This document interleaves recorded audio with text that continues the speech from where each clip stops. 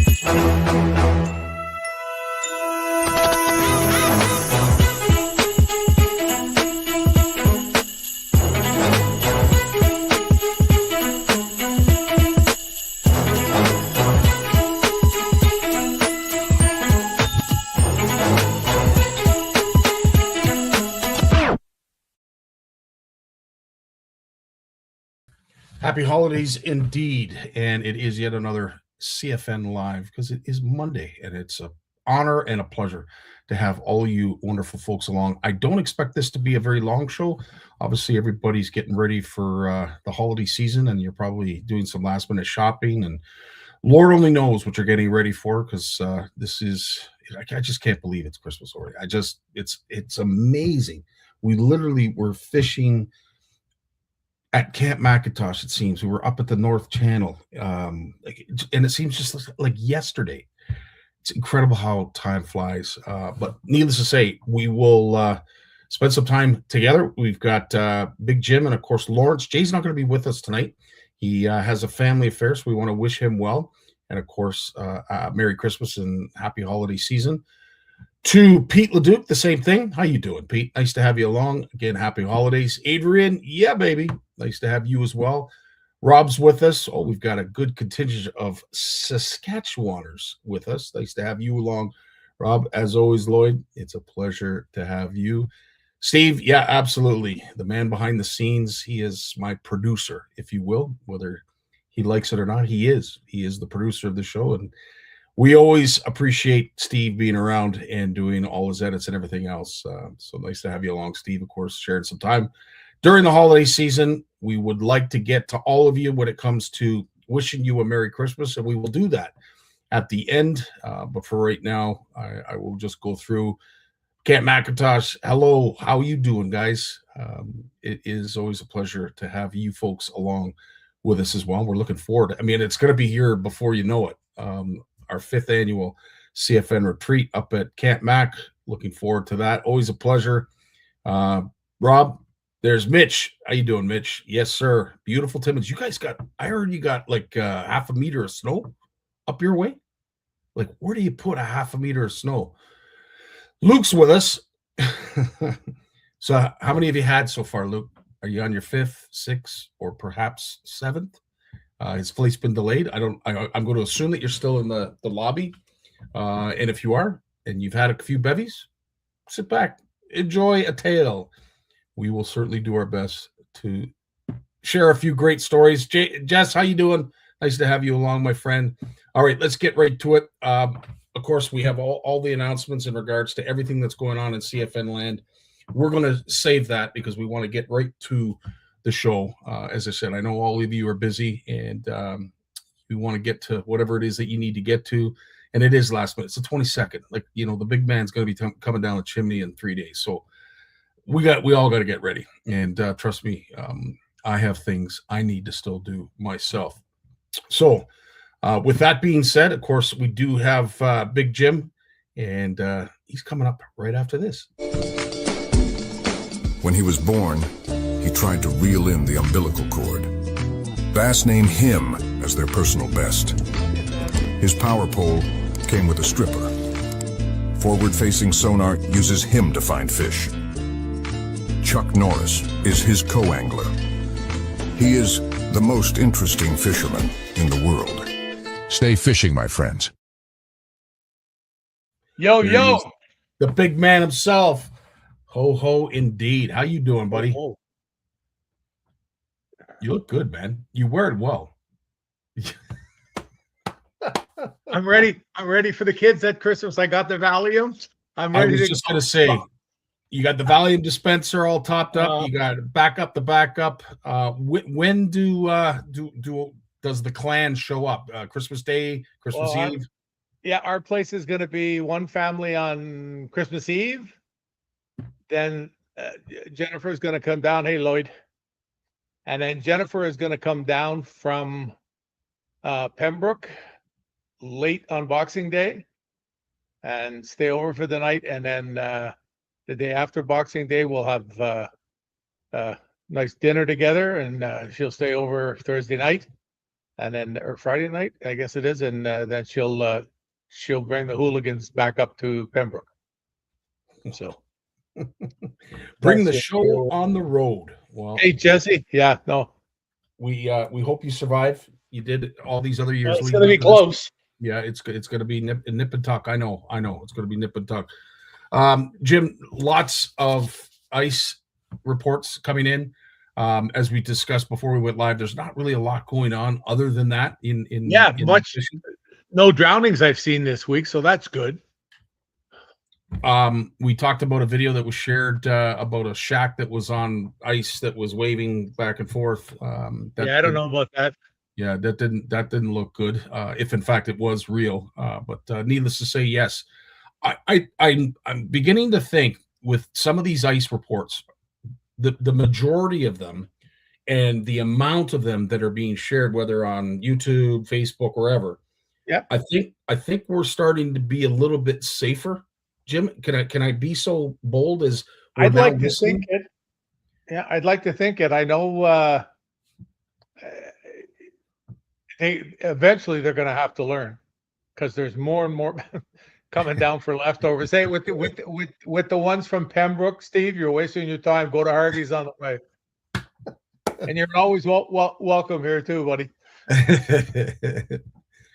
But yeah, John White's out there. Hope. You've got quite a few, I would say, reputable and notable anglers in our community that are sharing these on the regular, and people like truly. They wait on the edge of their seat for these things, and it seems to be getting a message across, and people are now approaching it. It seems anyway a little bit safer than before. You see the same thing? I think so. I saw one that was posted with a guy. He had 3 little kids with him on the ice, and I thought to myself, this was a couple of weeks ago, and I thought, Jesus, you got 3 little kids on the ice. You don't have a life jacket on them. Like I've had a few people say to me, they've seen me wear a life jacket to go ice fishing early in the year. Mm-hmm. And I said, well, at least if I fall through, I know I'm not going under. Mm-hmm. It's that type of a thing. And I don't see anything wrong with a life jacket, especially, you're not going to buy an 8-year-old a floater suit because, two ice fishing trips down the road, it doesn't fit them. Yeah, that type of stuff, and I get that, but it's great to let them be on the ice. So just simply put a life vest on them. It's pretty easy to do. Get one of the ones with the bit at the back to hold their head up should they go in. But 100%. I'm watching a guy, and then it was almost like the guy. I'm watching the video, and I'm thinking I'm getting hot, and I'm looking at it, and I'm saying to myself, I'm going to send this guy a little private note.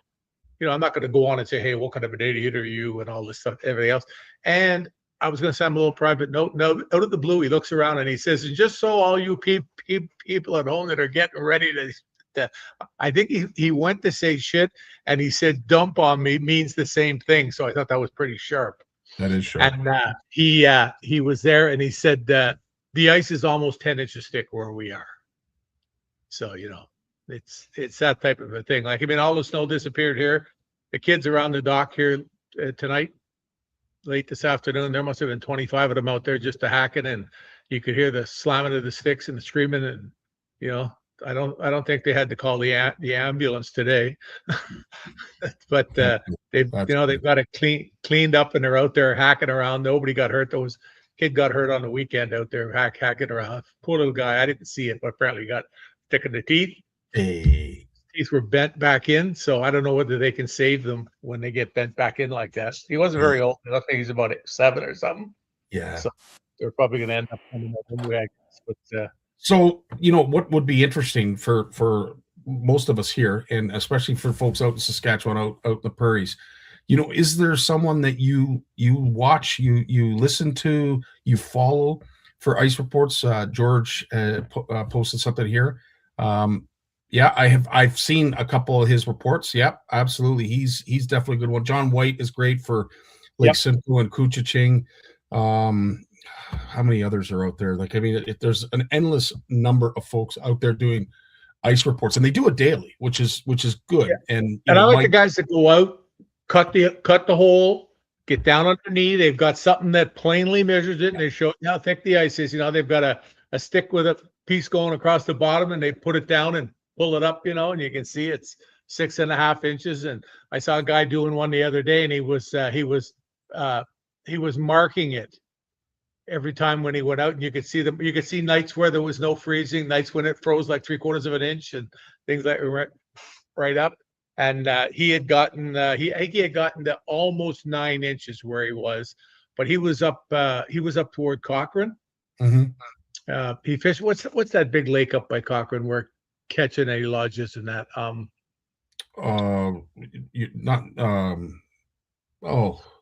Temagami. Eagle Lake.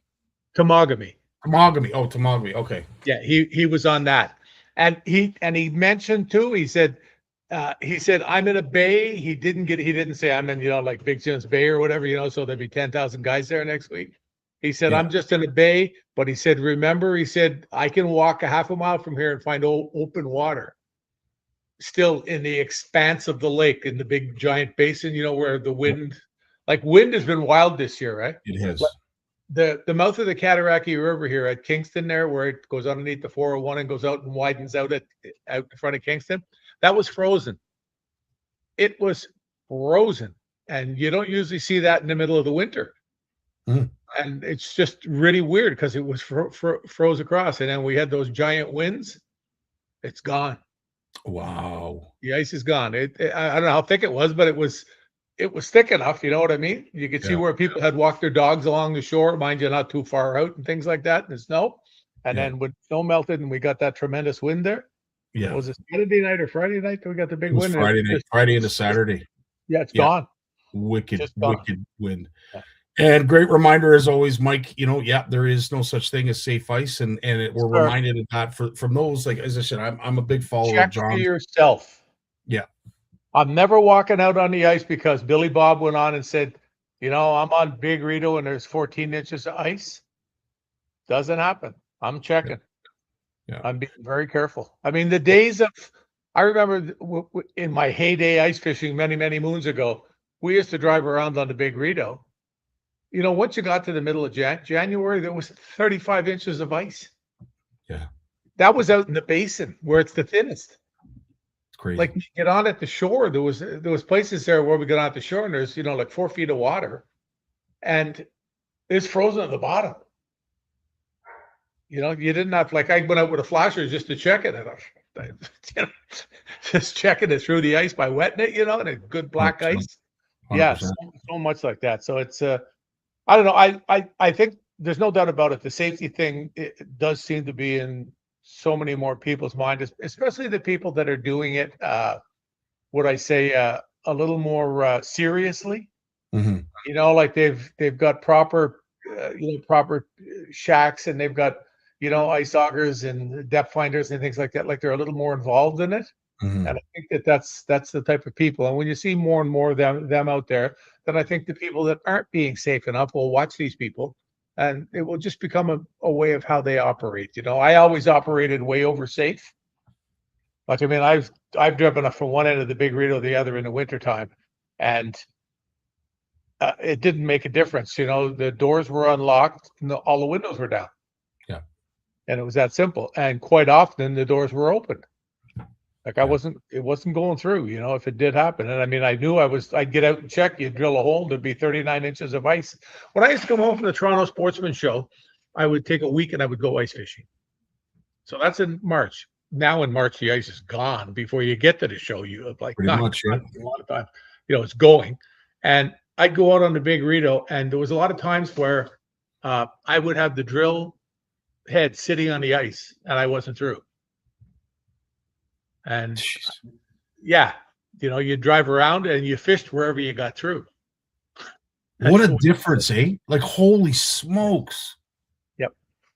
Wow. I have an old lad that I used to talk to here, and he told me, he said to me one day when we was chatting to him, he says, I remember back, he says, I don't know, it might have been in the 40s, early 40s. He said, I don't remember. This old guy's like 90, eh? He used to live in the old folks' home on the main street there. And I talked to him, and he said to me, he says, I lived over on such and such a road. I didn't recognize it. It was just after I moved here. And he told me, he says to me, I remember we had a couple of winters where we didn't have ice here. Wow. And I looked at him, I said, like, what do you mean by not have ice? He said, well, it never froze. It would freeze over for a week and then it would be gone again. Wow. That's never happened since I've been here. Wow. I mean, Well, the backyard isn't a good. So what's that, Scotty? Truly a cycle, and Yeah, you can call it whatever you want, global warming, this, that, everything else, Who climate knows change. how long they are? Exactly. At the I end of the still day, remember Pfizer saying to me one day, he looked at me, he said to me, how do we know a real weather cycle if they exist? They don't even know if they're true. How do we know it isn't 30,000 years? Yeah. And he had a buddy that worked at NASA, told him that before every ice age in North America, there have been periods of rapid heating and cooling, where you'll have several decades where the temperature, there's no ice, there's ice, there's no ice, there's no ice, and all of a sudden, pow, there's ice. Yeah. And you don't realize that the whole time it's just coming down like 1/100 of a degree every year or whatever, until it gets cold enough that it freezes. That was this guy's theory. And he was big time on climate. Well, I guess when you work for NASA, you sort of know what you're talking about. Agreed. And I will say, I mean, we have been experiencing weather that was cold enough to make ice. Yeah. And then, the extremes that they are out in the prairies, like they're going to be in a heat wave this next week coming, from what I understand, that they're going to set record temperatures, especially in the Midwest of the U.S. Like, it's just ridiculous. 70 and 75 degree Fahrenheit weather down in the States. Like, just they're showing up the whole United States. They're light orange to dark orange, right up to Canada. Yeah, crazy. I mean that, like, unless you're in a really high elevation, you're gonna have a green Christmas. Yeah, we're gonna have a white Christmas here. There's not much snow.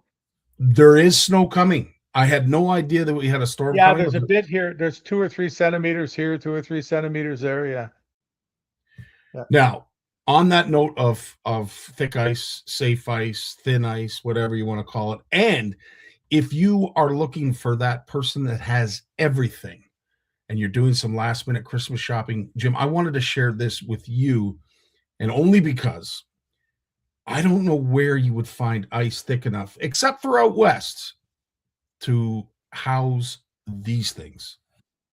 Quest 220, $85,000 MSRP on this puppy here, but you can see a full 8-foot wide, 22 feet long. I think we'd have to go back and look at it, but you've got that bunk all the way in the back there. That's a lift bed. You've got your full dinette in the back there. Of course, that can go down into a nice big size bed as well, probably a queen size bed. You've got TV wall mounted right by the door, your big ambush control panel there. You've got a storage closet right in front of the entrance door across from it. You've got a bunk and a bench underneath there. And then tons of cabinet space, full fridge, microwave, oven, stovetop. I think that's a dry flush toilet, it looked like. And then you've got your converter and everything up in that front bathroom space there. So, Jim, when you see something like this, like, technology is a wonderful thing, and we are doing great things when it comes to building large items like this that are half the weight that they used to be because of aluminum and all these other different materials. But like something like this, how much ice would you be comfortable dragging something like that out on? No, probably 25 inches. Yeah. Because I saw I saw guys drive a dump truck across the Big Rito on 30 inches of ice, Jeez. like a dump truck loaded. So I don't know what that would weigh, but they had to get stone across, and they had an ice road, and it was at the end of February, and they went back and forth 4 or 5 times with the dump truck to put the stone on the far shore because they Jeez. couldn't get to it from the bush. They would have had to clear a road to get this stone to where they were going to build. So if you're going to drive a dump truck, 3 feet of Yeah. ice, yes, 3 feet of ice is a lot of ice. It is a lot And of when ice. when You're you look at the ice roads up north, Mhm. a lot of times they're only on 35 inches of ice. Yep, you're so right. So right. And then he gets into this, and I love Alex Tim. He does all these kind of videos, and he's very open, very he's willing to share a lot of the information that he learns. I really like him as a resource base when it comes to stuff like this. And then he shows this hut that is making all kinds of waves and channels across social media. This thing is decked out from a technological standpoint. There's nothing that you could possibly want that has anything to do with fishing that's not incorporated in this hut. That's cool. But when fishmn.com. You've probably seen these around. This is a brand new shack that they have this year. It is an ice camping shack where they've got, I think it's 5 TVs in here. They've got the 3 bunks in the back. And then you've got where you can sleep on these fold-out benches here. I think there's 2 of them there. So it's a 5-person sleeper shack with the 3 bunks and then the 2 here. And you can see you've got live scope, you've got underwater camera. This thing's decked out. You've got a cooking area here, microwave, cooktop. I love the all black interior. It looks pretty awesome. At this show, they had just finished it like a couple of days before. Really nice fireplace on the inside. They've got a bunch of catch cover accessories for rattle reels. Again, live scope. You've got underwater camera, and then you've got TV that you can watch as well. And you can see all the holes that they have. Here's an outside view of what this awesome thing looks like. I gotta ask Jim. I wonder how many nights that would be on the ice before it got broken into. I hate to be the bearer of bad news, but right. Like and I'm sure that hut is probably $100,000 if it's a cent. But at the end of the day, like Jim, what did you start when you started ice fishing? What did you start with? A 5-gallon pail and a heavy coat, and a 5-gallon pail. Look at where we're at now. Look at these things. And then we've seen 2-tiered huts where they've got, the party room up top and then all the fishing, the business section down below. Like there's these massive bungalows. Like it's incredible where we're at now. Yeah, it's a whole different deal, eh? It's just and people are starting to travel now. Like we got to get Ryan on from Yellowknife Guiding there. Yeah, we got to get him on. I was talking to him the other day. He's had families from Japan, Germany this year, all over the place, going to Yellowknife to go ice fishing. Like no, wow. Yeah, no. I as much as I love to fish, there's a line. Like I that would be fun to do once, maybe. I don't know if I'd want to go back on a regular basis. It's the financial thing too. Like he had one there. Like the guy brought a family of 5. So counting him, there was 6 people, flying them there, putting them all up in housing, like for a week, putting them in hotels and the meals and everything else. I don't know. I know people that spend 25, 30 grand on a vacation. Why? Because they have the money. So it's no different. 100%. And Edward McKenzie. Yep, we've got 24 inches plus. Typically, you'd be surprised at how much 24 inches of ice can support. No, Mitch, the 24 inches was for me and Scotty, not counting the that's true. We got to bump it up to 36. Thanks for clearing that up, Jim. I appreciate that. 18 inches of ice to land a helicopter. Really? Interesting. I like that. Yeah. Hey, speaking of helicopters, I found a whole bunch of pictures, and I've been bringing boxes out of the garage, as you know. I would say, Scotty, that the garage is 50% empty now. Wow. Yeah. Like there's a pile of broken down boxes. You know the way I've got those 3-tiered shelves? Yeah. There's a pile of boxes I've cut down and stacked up for the day that I ever moved from here. And it's all 3 shelves right up to the ceiling of broken down boxes. So I found this is a picture of me when I used to be in the Army. Oh, So the funny thing about this is, wow. this is up in Petawawa. I'm sitting on the seat, and this helicopter was being redone. It was being all revamped, like all the structural mounts replaced and everything. So I'm sitting in the seat, and I'm my jovial self. I got the seat belt on and everything else, and they're having a good laugh, and all the boys are there and everything. Hey, it's pretty cool. And I lean forward, and because the seat's not screwed to the floor, it falls out the door. Oh my And as I'm Lord. going to the floor with the seat, I yell, "Do I have a parachute?" And of course, it's about 3 feet to the floor. Oh my God, it was so funny. And I stand up, I look up, and I'm sort of in this seat. I'm just about dead. And I look up, and there's a guy there, and he's in full uniform and everything. And it's the general that's in charge of the base. And he looks at me, and he looks at them, and he just shakes his head. And he goes, "Hi, Big Jim. How are you? Hope you enjoy your visit." And he keeps walking, just shaking his. He wasn't even gonna go there. Wow. I asked the guys after, "Did you guys get shit for that?" I said, "No, it was great." He said, "Because I went up there and I did a seminar for all the guys and all that stuff, and I was there for a couple of nights and everything. It was awesome." But these pictures, here's another good one. Me and Polkaroo at the Toronto Sports. Polkaroo. That was a hit with the grandkids, boy. Oh, that's hilarious. Here's the old days with the golden logs. Oh yeah, with the flow, man. Serious flow. Oh, there's a bunch of these here. I'll zip through them quick. Just out in the middle of Big Rito. No, that's not. That's I forget the name of that lake. It was a little lake, little pothole that we found. You go catch 100 bass a day like that in it. Jeez. Nobody that's on a Saturday. Look behind me. Not another boat No, here. not Right? another boat on the water. No. There's an old one right there. Tammy when she looked like Madonna. Oh yes, yep. That was Dave Ardell that played for the Rough Riders. Oh right, yeah. That was the night of the grand opening of the Lone Star in Mississauga, Cool. and I got to sit across from Angelo Mosca, and Big I shook man. hands with him. I'm like, I have a fair-sized hand, and it was like shaking hands with a catcher's mitt. It was just absolutely like, well, here's He one of was the a best big days man. ever. One of the best days ever. Oh, awesome. Okay? That is so awesome. One of the best days ever. That was a big Jeez. day. Wow. Was it $85,000? I can handle. See that fish? Yeah.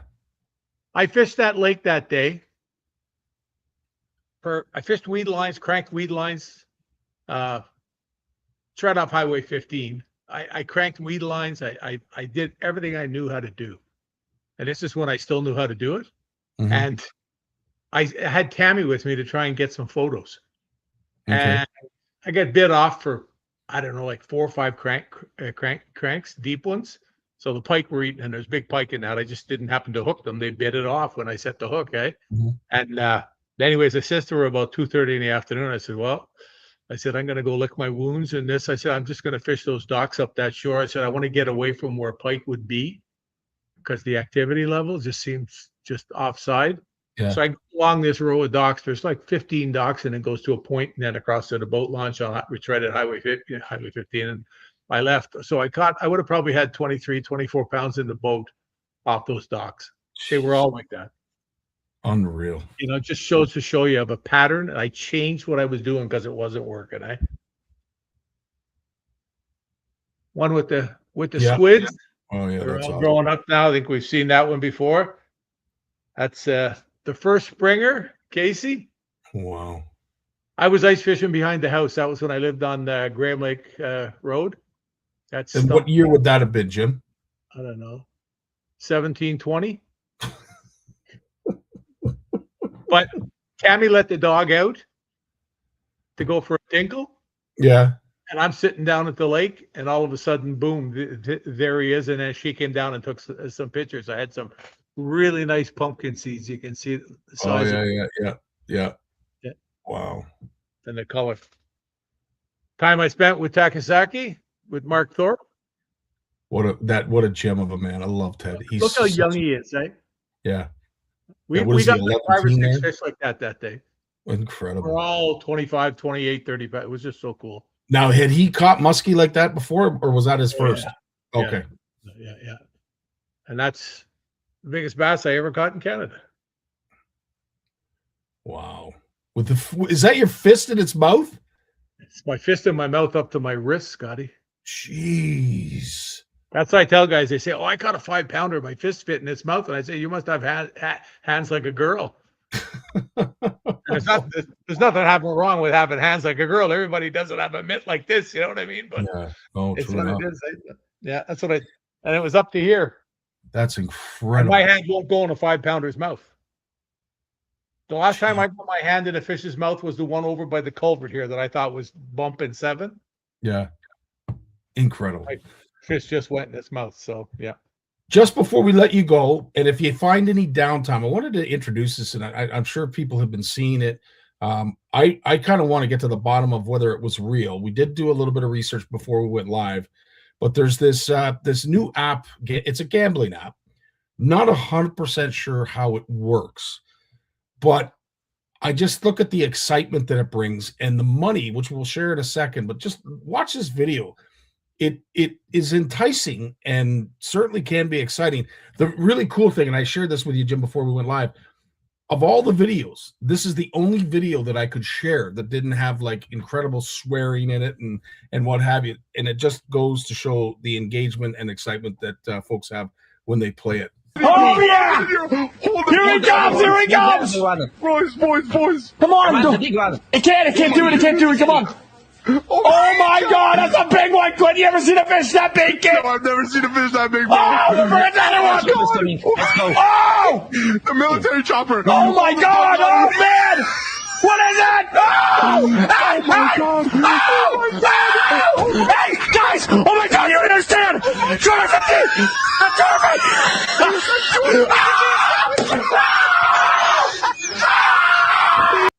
Now, I know folks right away are, is this legit? Is this real? I don't honestly know, but apparently it is in the Ontario Lottery Commission. Yeah, I Googled it there when you went live. Yeah. Yeah. And they have posted payouts. So unless these are all bots, they've handed out an awful lot of money in Canada for this game. So again, I'm not here to suggest that, anybody should gamble. If you do, certainly know your limit, but interesting to see something like this and the amount of payouts that are associated with it. So that's wild. It is incredible. That's almost $1 million. It probably is $1 million. I quickly do the math. That's $1 million they've Yeah, it's way over. Yeah, that's crazy. Yeah, it's like $1.5 million probably. Yeah, and nuts, absolutely nuts. Well, speaking of nuts, Jim, our day has come to an end. I knew I'd get your attention. Roasted chestnuts. I don't know. No. I want to wish you a very Merry Christmas, my friend. Hoping you get some rest over the holidays and you enjoy the grandkids and then the Valium. Hey, before you go,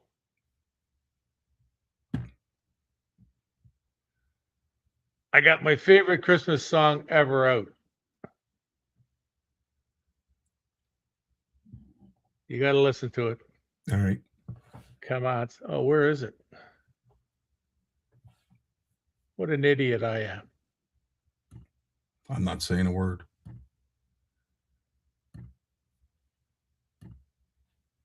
It's not really a Christmas song, but it seems to get a lot of play at Christmas. Okay. No, that's not it. That's the ad. This is the most tasteful piece of music I've ever heard in my life.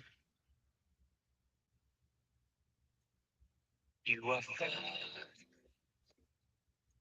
When I could have been your star, you listen to people. They always play this at Christmas.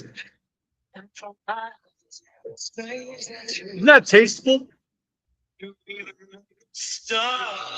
Is that Michael Bublé? No. George Michael. Oh, jeez.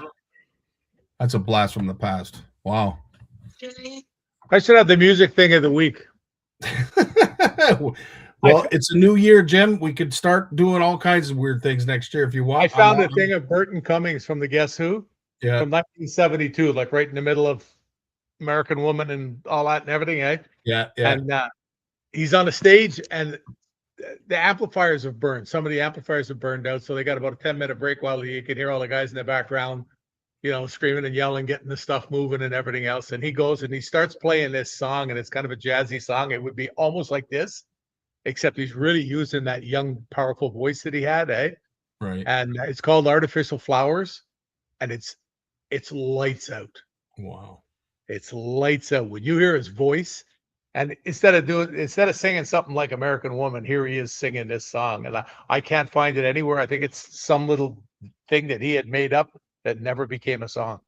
If anybody wants to get Jim that extra special something, if you could send him that song, that would be fan-freaking-tastic. Artificial Flowers to get to live. Right on, Jim. You have yourself a great holiday season, buddy. All the best to the family. I will do it. I want to say to you guys, it's I genuinely enjoy coming here every week. I know I've been shirking my duties lately, but trust me, the pile of bullshit in my life in the last year, you couldn't write the movie. So we'll keep moving forward. I had Warren priming me today to share a room with you next fall. My last words to him, I said, Warren, have you ever heard Scotty snore? You were within 2 miles of that cottage.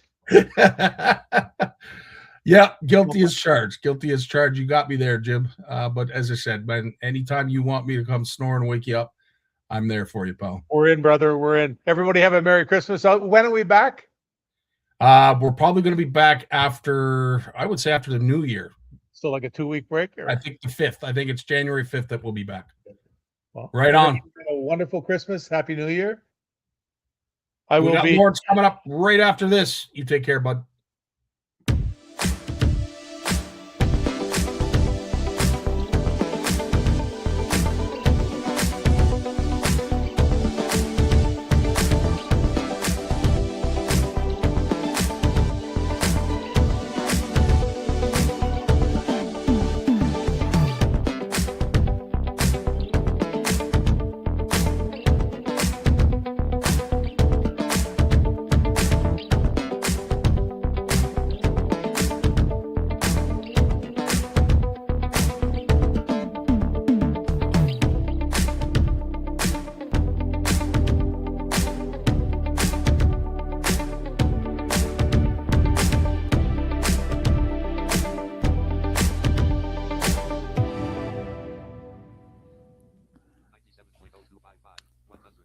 There he is, the one and only Lawrence Gunther. Hey, Scotty. How you doing this evening, my friend? Oh, doing well. We were wrapping a little presents this afternoon, and everyone's running around last minute. And it's just kids are off school, and work's good and quiet.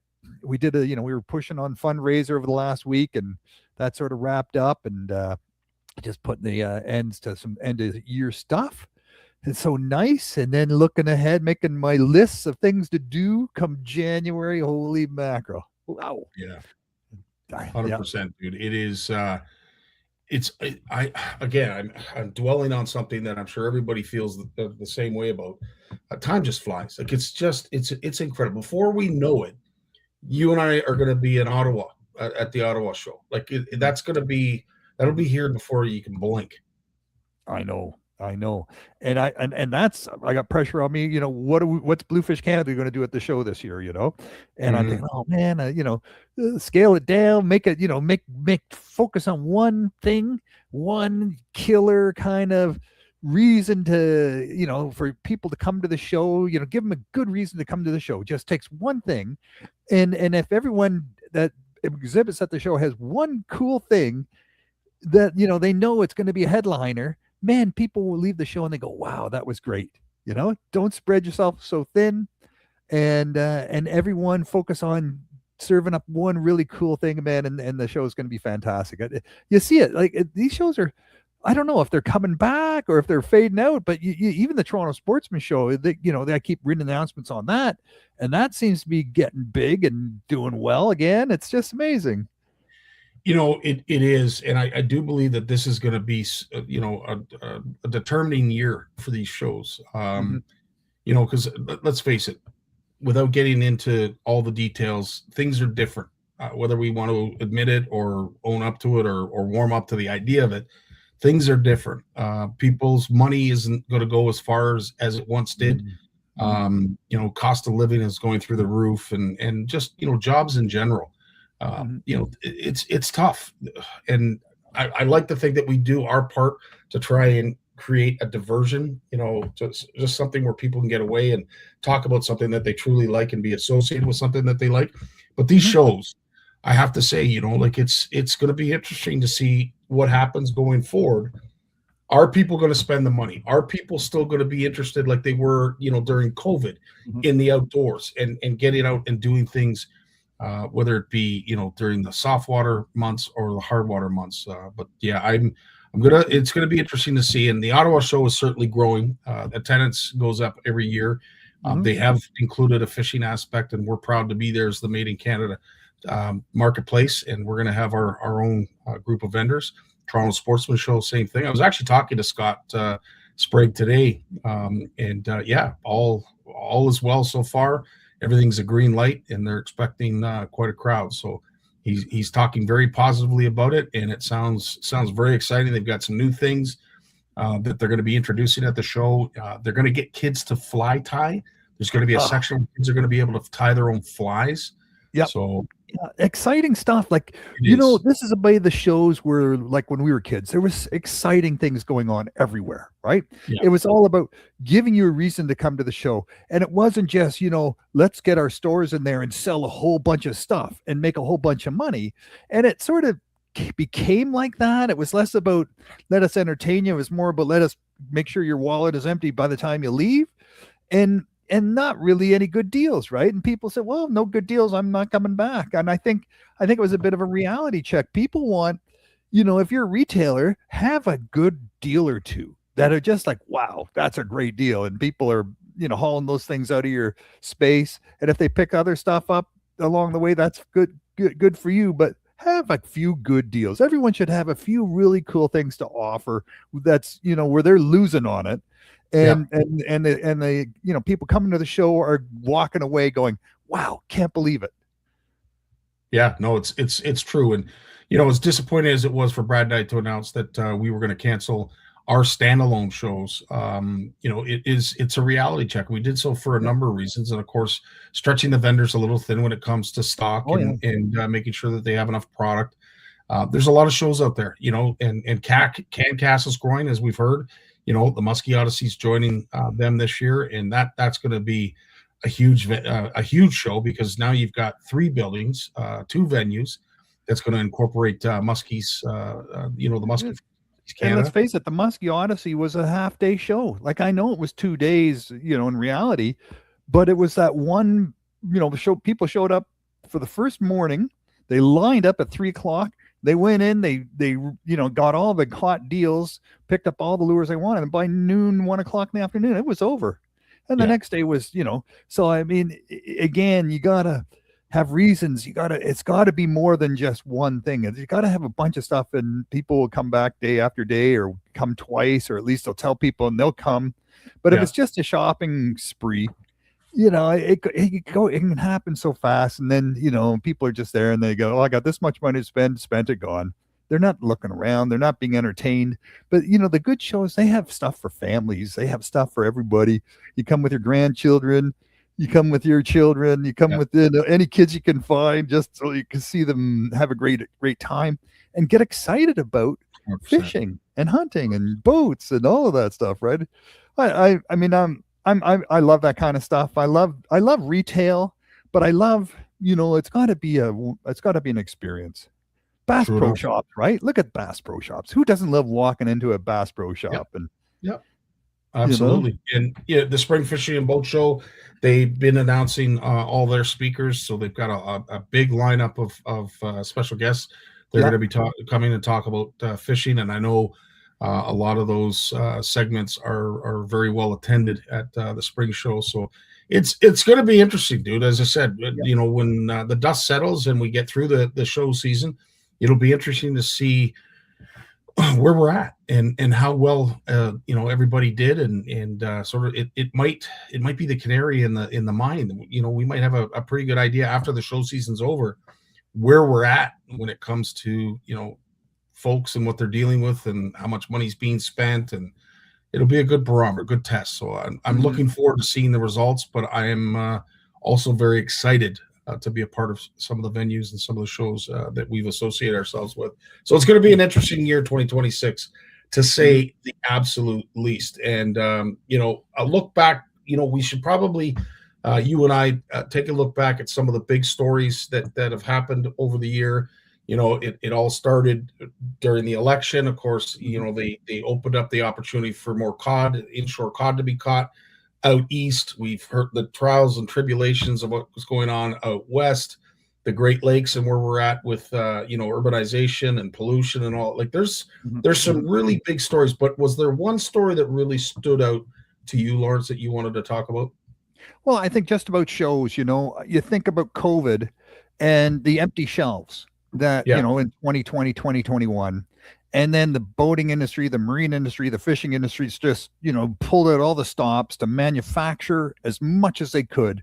And if the resources were, limited, they just paid to get more resources, and the cost of everything just skyrocketed. But they couldn't get it on the shelves fast enough in 2022. Then comes 2023 along, and people are saying, wow, man, I kind of overspent here. And, interest rates are starting to go up. And now I got these bills to pay. And to slow down the industry, the manufacturing, you can't just shut that stuff off, with a flick of a switch. That means laying off people, closing doors, telling your investors that you just took the big loans out to build these factories to say, you know what, we're going to have to cut back, and you're going to have to take a little pause on how much we pay you back. And in the meantime, these factories kept pumping out stuff because it's not easy to shut them down. And the inventory in the warehouses were just bulging. And now we see that bulge is starting to be brought under control. But I think this last year, 2025, we just started to see all this inventory, just, people starting to pick up a little bit and interest in buying some stuff again, boats and bigger ticket items, but there's still a lot of inventory in the chute.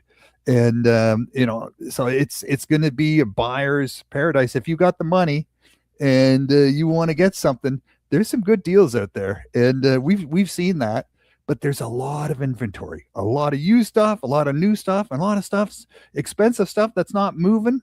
And unless you're, in that 1 percentile and you can afford those, money is not an issue, and, paying off your credit card every month and loans are not an issue, and you can go buy cash, big, expensive toys. That stuff kept moving, but it's all that middle class stuff where you had to get a loan.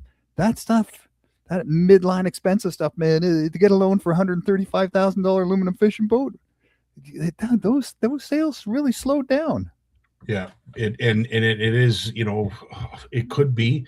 I don't want to speculate because I don't know, but when you have big wholesalers like Big Rock, closing doors, is that a direct result of all of this warehousing that's going on, all this extra stock that needs to be sold that unfortunately costs money to house? Like I don't know, but you're starting to see some stories being shared and some news items that are crossing the news feeds that has me a little concerned. And Big Rock is a big one for all of us, and we should all be taking note of that.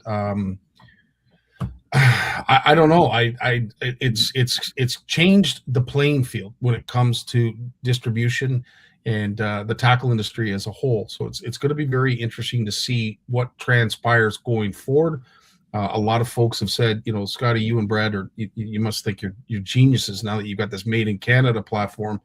And it just happened. Like we can't declare that. We had no idea this was going to happen. I had no clue.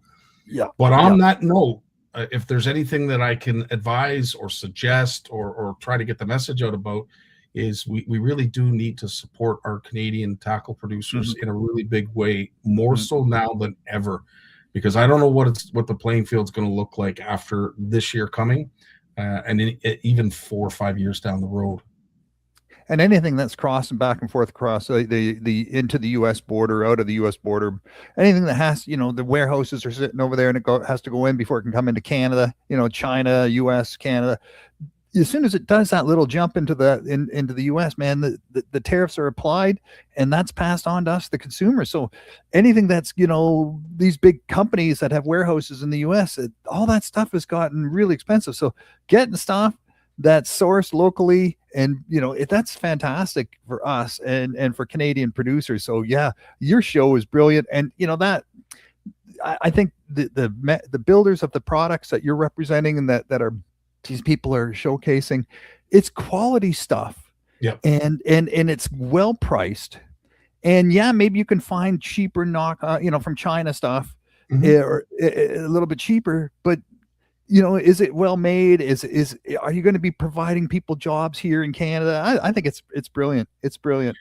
And I also want to think too that, and Brad and I both feel this way, that I think there's an aspect to people actually making their own tackle that we're not talking enough about. We're not embracing. I really think that this might spawn a lot of I don't want to say closet tackle producers, but folks that are going to pour their own plastics, make their own jig heads. Like, people are going to become creative. They're going to look into the possibilities that they can create, and I think that aspect of the industry better be prepared, because there's going to be a lot of do-it-yourselfers out there, I think, that are going to find ways to make stuff that they truly want to use.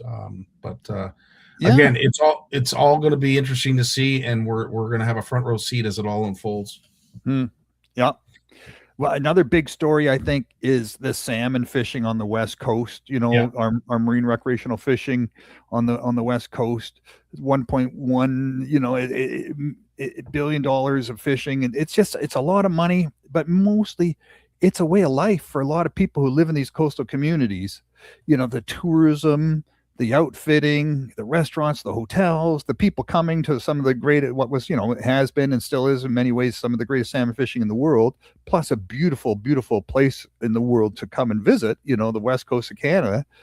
And a lot of that fishing, they're talking about, shutting it down until some sort of date down the road that they won't mention. It's a shutdown with no end in sight for recreational fishing in many parts of southern British Columbia, and it's being posed as save the southern resident killer whales, and that's a real tugging on the heartstring thing for many people. So you got this huge emotional cause, and it's pitched against people who want to go fishing, and it's brutal. It's brutal that you have this contest going on. Who's going to win? Is it going to be the orcas and people advocating for those killer whales? Is it going to be the way of life for people who fish? And the whole tourism industry wrapped around that. And you know what? It's looking like the killer whales are going to win, and they'll, whether or not you'll turn it around, there's so many things going against those killer whales, and a lack of food is not really one of them, because science will tell you that. We have science that shows there's lots of salmon around. There's many reasons why they're not accessing the salmon, and they're going down in numbers. So it could be like a rhinoceros story all over again. There'll be no fishing until it's down to the last one, and that could very easily happen if we buy into this cause that we have to save the southern resident killer whales no matter what. We will not turn the fishing back on until they're all gone, and they will. The trend is showing that they are slowly disappearing for many reasons, but we see that in nature all the time, right? We see that in nature all the time. Something comes and something goes, give and take. Nothing ever stays the same. Nothing ever stays the same. And there could be arguments, that they're laying claim somewhere else. That maybe they're like every other animal. When their food source starts to dry up a little bit, they move elsewhere, and they look elsewhere for food. We've been introduced to this story of these orcas that are attacking great whites. They have a real fond love for shark liver, and they've adapted the hunting of great whites. Absolutely incredible videos and photography when it comes to some of that stuff. Like, holy crap! But yeah, to your point, it's hard to say, and again, we're gonna have to wait and see. It's one of those wait and sees. Well, it's being made a political thing, and I think, and I've been saying to my friends out west, look, it's not just conservative member party people who go fishing. There's people who vote for NDP, people who vote Green, people who vote Liberal. There's many people who go fishing. Fishing is not a partisan issue. It's not, if you fish, you're conservative. And I know a lot of people who fish are conservative, but people of all colors and stripes fish. So why is this being made a partisan issue? You got to vote out the Liberals because this is the enemy. You got to get the conservatives in power to say, yeah, that's one strategy, but it may be putting all your eggs in one basket, and it may come too late. I mean, at some point the government will turn over. It always does, at some point, but when? And it's going to be too late. And then what? You've just come out and openly said, we hate the Liberals. We'll never vote for the Liberals. All people who fish in Western Canada and British Columbia hate Liberals and will never vote for you. So they're thinking, well, why do we care about you then? And, we can get more votes by saving killer whales, or at least pretending to. And we get all those Green votes and NDP votes and maybe some Liberal votes for doing this. And that's just it. That's why I honestly believe that politics should never be in fishing. It should never come down to a political debate, fishing. And, Mitch says it best. Mitch, this is bang on. At the end of the day, I'm going fishing, and I want to catch a fish. And I will go with the cheapest lure and a way to get them, yada, yada, yada. But it's nice to support locals, which it truly is. But at the end of the day, I just want to go fish. Yeah, 6 million people, 6 million adult Canadians over the age of 16, under the age of 65 buy licenses every year. And all the kids that can fish license free, and all the seniors that fish license free, and people with disabilities in many provinces that fish license free, and then just people who go fishing, at the cottage and don't even think about getting a license because they're at their cottage now, and this is something they've done for generations. Just go fishing, 100%. And so there's, it's a way of life for, many, many, many, many Canadians, and to make it a partisan issue, oh my God, it's but I don't want to say that it's doomed, but they're having another rally in January, and they're renting a hall that's going to hold 1,500 people. It's going to be in Duncan, British Columbia. They're going to have all sorts of panelists and all sorts of people asking questions. And they've invited me to come out and be a panelist. Really? Yeah. Wow. And I'm thinking, oh, what am I going to say? I said, look, in Ontario, we vote, we're a little bit of conservative, and then we get tired of that, we vote Liberal. Then we get tired of that, we vote conservative. We change our parties in the provincial government back and forth and back and forth and back and forth, right? We're never, it's not a religion for us. It's just something that we think, oh, you've been at enough. Now it's the next guy. We're tired of you. Now it's the next team. We're out west. It's almost like a religion. Their belief in their party. They don't switch. They don't switch. They're really dedicated to their parties, and they'll die on the cross for them. And I just think, oh my goodness, how do you convince people how you navigate that? Good luck. Steve brings up a great comment here.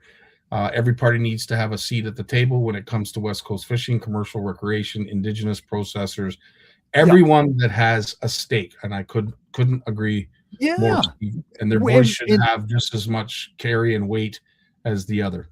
But then you hear about these tables and these meetings, and they last an hour, and they start off with government people just trying to chew up the whole hour as fast as they can until the clock does a spin around, and then they're out the door. And why are they so reluctant to have meaningful engagement? Because they know they're just going to have the shit beat out of them. They're going to they're going to take a shit kicking. because the people sitting across from them hate their guts. Yeah. And it's just, if you're saying all sorts of stuff and then you're making all these pronouncements and then you say, nah, but now we want to come and sit down and have a nice chat with you. Oh man, I don't know. That's a great way to get that ball rolling, but and there's a reason I don't have to sit in the House of Commons, and I never would want to. That's not my cup of tea. This Tony brought back or made a great comment, and something that I've always wondered too. Like, I mean, at the end of the day, we all know, because we've watched Shark Week, that great whites feed on seals. It's it's well known, and for the most part, so do orcas. But with the vast amount of seals and walruses out in the West Coast, there should be no shortage of food, or am I missing something? There's the seal and sea lion population on the West Coast and the seal population on the East Coast have not returned to their typical levels by any stretch. They haven't returned to the levels they were at 25 years ago. They were more of them back then.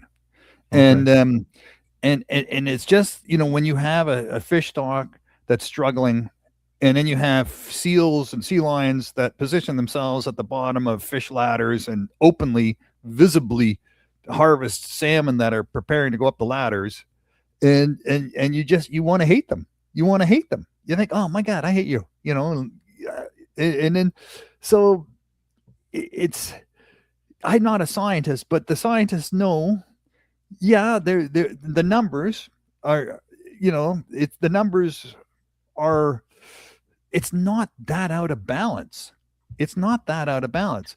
And then you hear the numbers on the East Coast, which says, well, seals are killing 20 times more cod than are being harvested. Well, that's because we've had a pause on the harvesting for the last 30 years, right? 35 years almost, where we said no harvesting, or just a little bit of harvesting for personal use and for your own food, for your own fridge. So yeah, the harvesting has been real low, but the population of cod is not expanding like it should. But it's not because the seals are just pounding the crap out of the cod. The cod just don't have the food source that they had. The capelin, and the capelin are being harvested by the people who make fish pellets to feed the aquaculture industry. So, and it's the same with the striped bass on the East Coast, in the United States. They eat menhaden, and the menhaden are being pulled out of there and ground into oil for making paint, and the meal is being used to make pellets for feeding the aquaculture fish industry and cat food and things like that. And the menhaden is just not around. So the striped bass, that's the base of the food chain for the striped bass population. There's no fishing striped bass this year in eastern United States.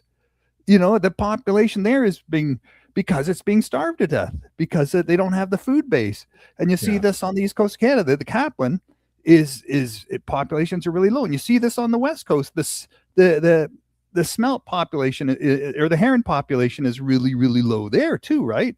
And that's all being harvested for aquaculture. So, it's just, there's a bunch of things going on, and the seals are an easy target to say it's them. Like if we could, the population of fish would have a better chance of coming back without the seals. And there's no doubt about it. If you took the seals out of the equation and there was no predators left in the ocean eating salmon on the West Coast or cod on the East Coast, they'd have a better chance of rebounding faster. But, is that what you want to do? You really want to do that? You really want to go out there and shoot all those seals just to make sure the fish population rebuilds faster? Yeah, no, absolutely. And Steve, he actually ran a poll, and the results were 3-1. Orcas find salmon easier to catch than seals. Yeah, they're good at hunting. I'm just kidding. I don't know, but you see them hunting you see them hunting. There's images now where there are seals and dolphins hunting together. Yeah, I've seen that together. Yeah. So look, the fact is, in the southern part of the British Columbia, there's a lot of shit going down. There's a lot of boat traffic, a lot of ferry traffic, a lot of, boats in general. And there's just a lot of noise in the ocean, and it's just not easy for whales to find big, juicy salmon. And there's fact that the big, juicy salmon aren't around as much as they used to be is not helping. And why is that? Because they're all being intercepted up in Alaska, in the pollock fishery. The pollock fishery, they're allowed to catch pollock, and we love pollock because we make artificial crab and artificial lobster, and it's cheap and it has no flavor, so you can make it into any seafood you want, and we buy that. And but when they net that pollock, they catch a lot of Chinook salmon up in Alaska, and they're not allowed to keep it, so they have to throw it overboard. And the amount of Chinook salmon being thrown overboard by the pollock fishery, dead, it's all dead. It comes out of nets, it's crushed, but they have to throw it overboard. The amount of the Chinook salmon being thrown overboard by the pollock fishery up in Alaska is just incredible. It's just incredible compared to what's left. And so there's a bunch of things that need to be done. Yep. But how do you turn off a very profitable pollock fishery up there? And how do you get the Americans to do that? We don't have the power, but we can, it's easier to kick the little guys around. Yeah. And that's what we're fighting. Eric is asking an interesting question. And I know that polar bears, their numbers are starting to decline just because of the amount of, or lack of ice, not the amount, the lack of ice that they have up on our Arctic. But she's asking, what do polar bears eat other than everything? Everything. Polar bears are really they're a typical bear. Like they eat just about everything, right? Anything they smell, they're like every other kind of bear. They eat just about anything that's edible. Yeah. And they're eating more, they're hunting more on land now because they're spending more time on land. Right. So they're learning to hunt on land, and they're breaking into buildings. And apparently if you have a fish camp up in along Hudson's Bay, James Bay, if you have a cabin, to put all your hunting and fishing stuff in there, polar bears rip things down. Apparently, like other bears push things over, polar bears rip things down. They dig in and just pull it apart. So it's a whole different, ball of wax that you have to deal with in terms of make your cabin bear proof. And the polar bears and the grizzly bears are breeding more and more, and it's getting weird. It's getting weird. It definitely is. And with all of that and everything else that has been said, it's going to be interesting. And I'm going to ask this question to you: what would you like to see if there's anything that's going on in our fishing industry, our fishing community, or the industry at large? Is there any one thing that you would desperately want to see changed for the better? Yeah, we desperately need to get people to the table. We see this in Ontario, where you have MNR negotiating with commercial fishing. You see them negotiating, with recreational anglers, and you see them negotiating with First Nations fishers.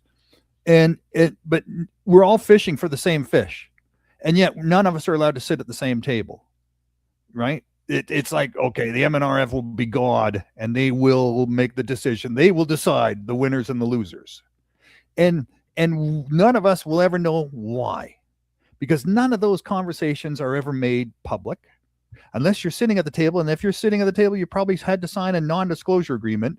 If you're there for one reason or another, like an employee, you can't come out of that meeting and talk about it. So we need to have tables where we all sit down and we all say, okay, what are you doing? What are you doing? I want this. Well, yeah, you can want that.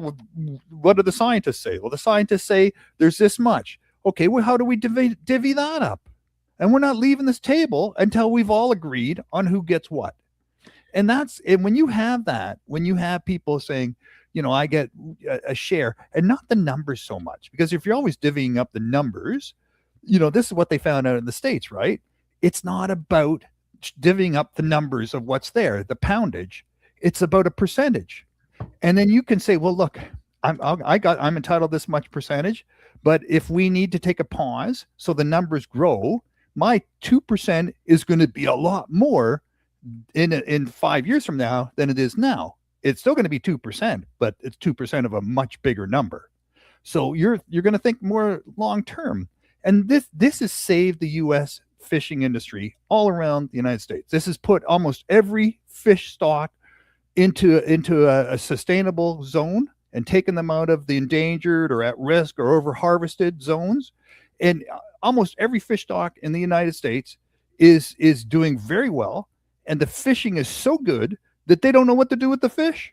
They're having a hard time finding markets for the fish that they're catching. They catch so many now, and it's all sustainable, and we're not there. We're not putting people together. We're not having those conversations. We're not giving the people the science and giving them the power to take responsibility over the fisheries, to make good decisions about those fisheries.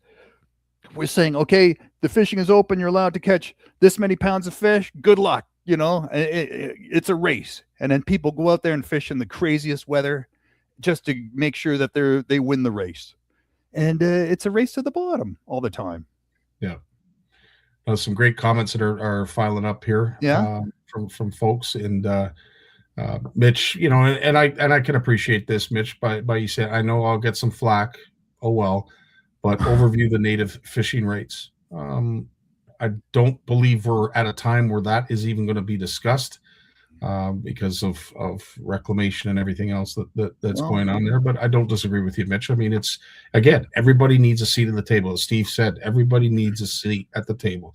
And here's the thing. You can't just come with your own agenda. You have to come with some sense of compromise, that that you're coming to this table knowing you're not going to get everything, but whatever you do get is going to be enough. And I think that is part of it as well, is that folks just they can't be content with just this.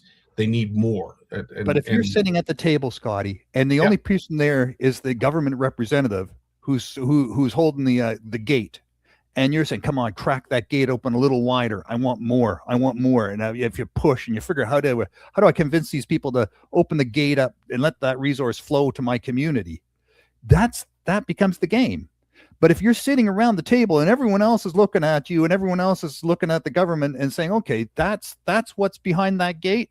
Step back, government. You're not in control anymore. We'll start deciding on how that gets divvied up, and we'll make sure it's done responsibly, and we'll stop fighting you for a bigger share, because every time we take more out of that share, we're depriving other people. So you see this now, the lobster industry on the East Coast, the lobster fishers in Nova Scotia are suing the government, and they're saying, look, you keep allowing Indigenous lobster fishers to get bigger and bigger piles and fish unregulated, and the whole industry has gone to hell in terms of lawlessness, and you've dropped the ball, but they have to sit at the table. Everyone has to sit at the table, because they're not ever sitting at the same table. It's the government I'm dealing with you now, and then I'm going to deal with these people tomorrow, and back and forth, and trying to mediate some sort of solution. You got to bring the sides together. When it does, it's so amazing. It works so well, but we got to stop thinking that the government, can be the gatekeeper and has all this power. We got to move the power down to the people and get people together. And that article I wrote in my last issue of the Bluefish News, we're talking about lakes having rights. Well, really what it means is the people who live around the lakes have some control over what happens to their lakes and their rivers, right? And the same on the coast. The people who live on the coast, all have a collective responsibility to make sure that it's being managed properly. And we know from around the world, when people who on the coast have the a control over the harvest and decisions about that harvest, it goes very well. And then, unfortunately, we have the eyesore that is the reminder when things don't work well, which is the Ganny. And Steve has mentioned this. At the end of the day, I mean, we don't want to close down fisheries, as George says. Like, that is not the answer. Closing a fishery is the last option, or should be the last option. But there's got to be a compromise. There has to be middle ground that everybody can agree on. And the unfortunate thing is, with the state of how corrupt certain aspects of our country are, I'm not going to label all of them, because I don't want to go down that rabbit hole, but let's just say this, that a lot of folks have concern of things being legitimate or true. There's just so much misled information out there, and there is starting to grow a good amount of corruption. People don't have that trust. And that's, I think, where it all has to start, is that whoever is going to be a part of this panel has to have the trust and respect of those that they're speaking for, that they're there for. And to your point, at the end of the day, do I want a politician talking about what I want? No, not maybe before, but certainly not now. I don't believe any of them are qualified enough to do that. But they did a survey of Great Lakes people, Great Lake recreational fishers, and it absolutely how we fish and why we fish is definitely broken down culturally, right? Yeah. Like you First Nations fishers, their value is we don't play with our food. Everything we catch, we keep because we don't want to just, we're not, that's not our values. It's not a sport. It's something we do to catch food for all those sorts of reasons. People who fish in the Middle East, everything they catch is for food. Everything. They feed their families. They've been doing that for thousands of years, right? That's the way it is. And then they come here and they think, well, look, I can feed my family. And I just have to buy this license for $20 or whatever. And they think that this is fantastic. But no one's educating them. No one's teaching them. No one's, saying, here, let's have some classes. Let's have some education. Let's have some awareness about conservation and all that. Everything that we've been growing up with for the last couple generations, learning how to be stewards and conservationists of the resource. These are people who have just come here relatively recently and maybe don't even read English that well, or just haven't been made aware that we do things a little bit differently here, and we have to work together to make sure it's done sustainably. But that Ganny, man, that it's so visible. Yep. It's so everyone sees what's going on.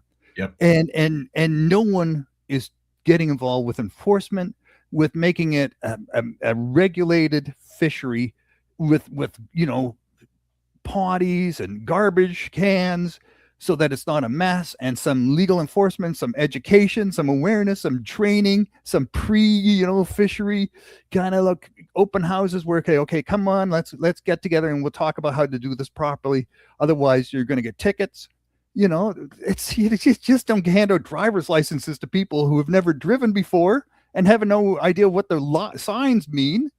Yeah. It doesn't work. It's chaos. Well, and it's the cart before the horse, right? When we were, in regard to right, wrong, or different, as I said, I'm not here to judge, but at the end of the day, when we took the stance that we were going to immigrate a whole bunch of people, and we didn't have the infrastructure in place for their assimilation into society, and we have to get down to the grassroots of things. They have cultural differences. They have. Their world is completely different than ours. Let's call it spade a spade. The world they came from was different. Is different than ours. That's for sure. 100%. So for us to look badly on these people that are taking salmon out of a river, do they know that they're committing that? What have we done to educate these people? Because I can assure you, there isn't a translation into any of the languages for them here. With what we do. So. And these people are sneaking in there at night. They're not sneaking in there at night with balaclavas on and wearing black clothing and hoodies. Right. That's my point. They don't know they're stealing. They have no idea. Yeah. It's not I'm not making excuses for anybody, because ignorance is not a defense against, committing breaking the law. But everyone sees what's going on. So why aren't we, why isn't someone stepping up and doing something about it? Why aren't we having some enforcement and some regulation and some awareness? The amount of people that go to the fish, it should be a celebration. It should be done and executed in a way that's beautiful, that's wonderful, that's a celebration that we can all take pride in and benefit from and enjoy. It shouldn't be what it is now, just a free for all of people who have no, that they think it's just every man for themselves and whatever, whatever goes. It reminds me of Streetsville, in the 1970s when the salmon first started coming up the Credit River. It was chaos, absolute chaos. And there was, and the people there doing that snag fest, they were not, the people were looking at the Ganny, those different people altogether. They were all people, our ancestors, people we all grew up from and were related to. They just didn't know. They just didn't know. And Richard, sometimes it wouldn't matter because people just don't care, and that doesn't matter what their background, what country they came from. Yeah. Like you just said, it can be some of our own flesh and blood over here. And if you think there's no rules, there's no rules. And you think, I'll just catch the salmon whatever way I can. And look, and there's places in the States where you have natural runs of fish that go up and slam up against a dam, And then at some point, they just say, okay, come and get them. And people just come with big weighted treble hooks and pull them out. And that's it. It's no laws being broken. And it just happens. And so it's all a matter of perspective, right? It's all a matter of perspective. And we just got to sort it out and get everyone at the table and figure it out. And I don't know. I think we've got we've got to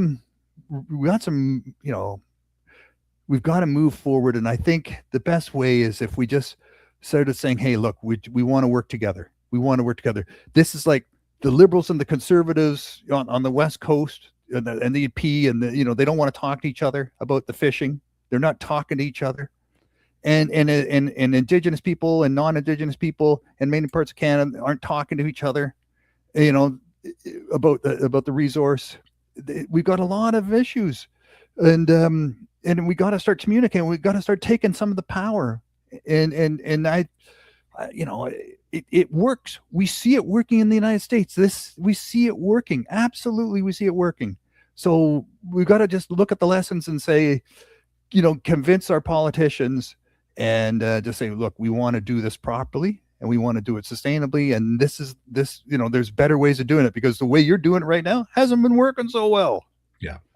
No, very true. Yeah. Hey, I got some. That is the first step, isn't it? Isn't that the first step in solving a problem, is identifying that there is one?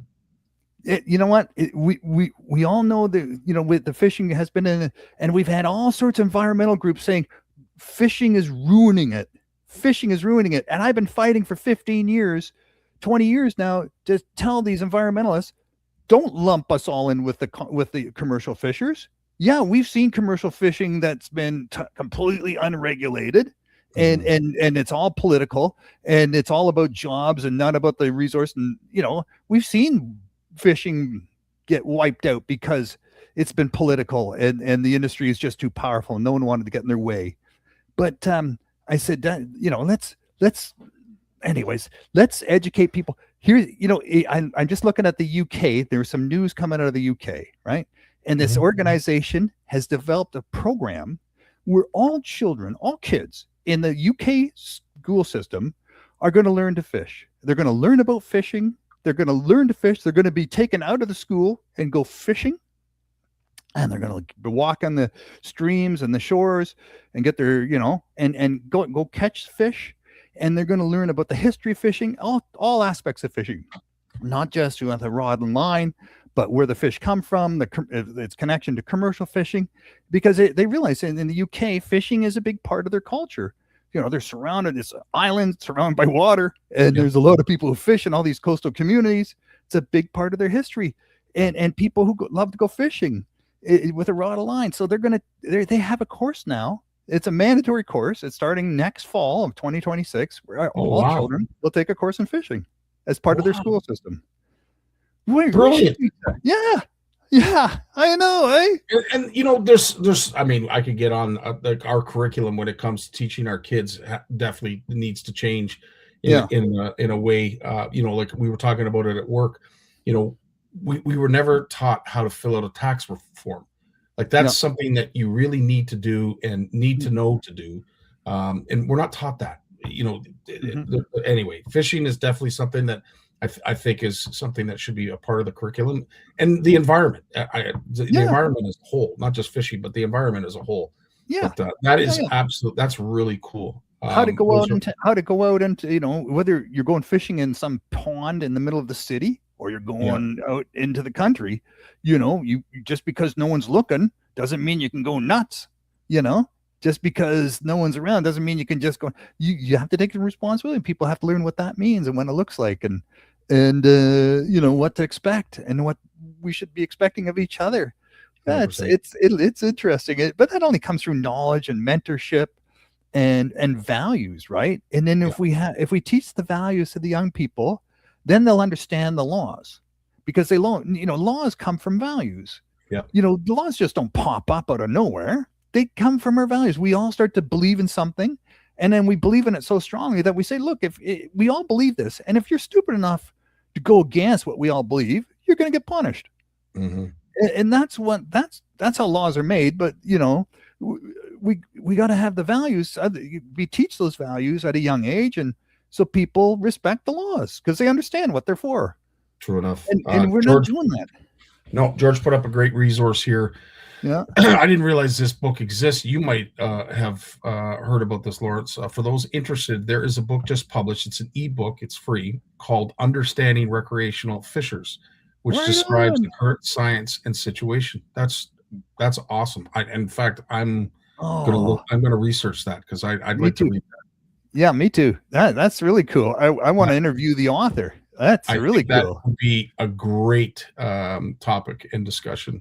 Yeah. Well, there's the lake. Thanks so much for that's awesome, George. Thanks for doing thanks, this. George. Yeah, very cool. Very well, cool. Lawrence. We've good, gone man. a little bit past the half hour, but that was for two guys that didn't really have a lot to talk about when we first spoke before going live. That was a very full and complete session and segment. So I really appreciated you thinking quickly on your feet, I might add. Well, I had a little list here of things I was going to bring up. I got the first thing off the list anyways. But no, I got a couple things off the list, but I think, we're trying to sum up the year a little bit, some of the big issues from this year. And yeah, I know we strayed a lot into commercial fishing this year in our conversations, but we're all lumped in together, right? Commercial, recreational, indigenous, we're all lumped in together in a lot of ways because we're all fishing from the same pond. In many ways, it's all connected. So we need to know what's going on, and we should all be talking. Yeah. Couldn't agree more. Lawrence, I want to wish the entire Gunther family a Merry Christmas and a Happy New Year. Hope you guys get some rest and relaxation over the holidays, and just enjoy family, get back to the grassroots of what it used to be and how fun it used to be when it was just family. But hopefully you get a big dose of that, a heaping. Well, you got to make it. And the trees are up, the decorations are up. Awesome. We're all looking forward to it. We got a few groceries in the fridge that we're looking forward to, some special meals, and just slowing things down and just enjoying ourselves and enjoying family and friends. It's it's a good time, man. We all got to do that. Thanks, Scotty. Thank you. Thanks for everything you do, man. You too, buddy. And we will see you in the new year. So enjoy your holiday, my friend. Yeah, thanks everyone for all the comments. Keep the comments coming. Bluefish Canada, we want to hear from you all the time. These stories, these ideas, these concerns, email them. bluefishcan@gmail.com is remember, bluefishcan@gmail.com. Send me your comments, send me your ideas, suggestions, and we'll make sure we cover it and dig in and dive in and explore the heck out of things and report back. Okay. Thank you. Awesome. And Pete, before I go, I just reminded myself, Pete LeDuc wanted to say hello to you and wish you a Merry Christmas personally. Thanks. Thank you. You too. Right on, brother. Well, you take care of yourself and we will see you in the new year. Right on, man. Have a good one. Thanks, Lawrence. Really appreciate your time. Take care now. You too. All right. Well, that is the end of our show. And it is now my time to wish all of you a Merry Christmas on behalf of Big Jim, Lawrence, Jason, our OWA ladies that come and spend some time with us here on CFN Live, from the North Channel, Walleye Open, Derby on Wheels, Horwood Lake Lodge, Camp McIntosh, Ugly Boys Baits, to all the vendors from the Made in Canada marketplace. I want to wish you all a Merry Christmas. Kayak Bass Canada, wish all those folks a Merry Christmas and Happy New Year as well. And of course, to my beloved legacy members, it is just a collection of good people. I'm very, very proud to be a part of CFN and part of our legacy group. We have some interesting conversations during our legacy chats, much of which is spawned on by our good buddy Richard Dunlop, who needs a hobby in a really big way. No, we do appreciate all that you bring, Richard. And I especially want to thank Walter Huck and Steve Shaw for all you do for our CFN community and me.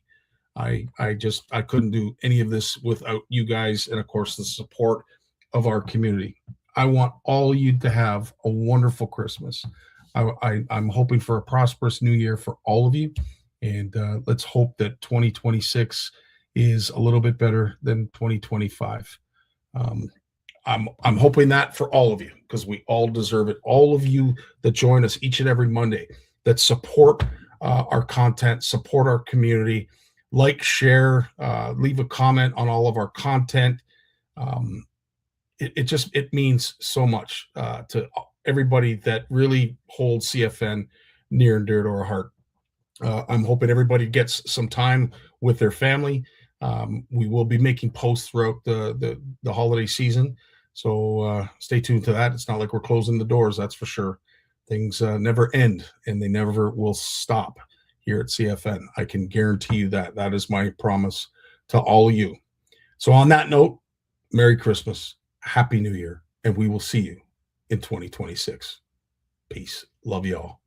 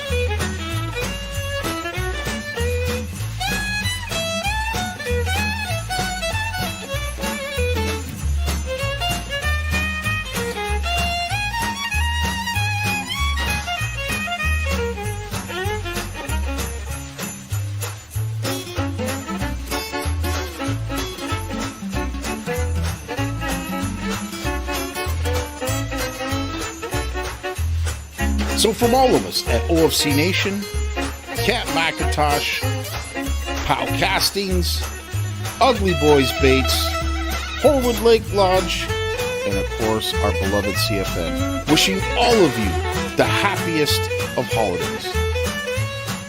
And from my family to yours, wishing you all a Merry Christmas and healthy and prosperous